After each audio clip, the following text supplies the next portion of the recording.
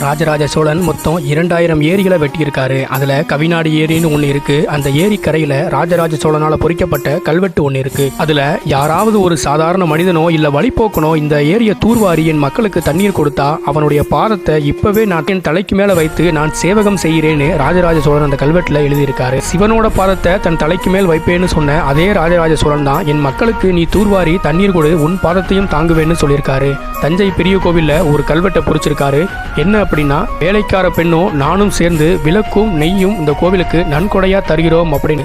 அந்த காலத்துல எந்த ஒரு மன்னனும் வேலைக்கார பெண் கூட நன்கொடையை பகிர்ந்துகிட்டதே கிடையாது.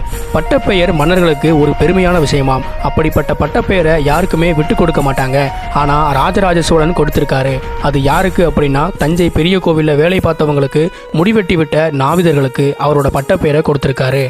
ராஜராஜ சோழன் எனும் பெரும் நாவிதர்னு கல்வெட்டுல பொறிக்கப்பட்டிருக்கு.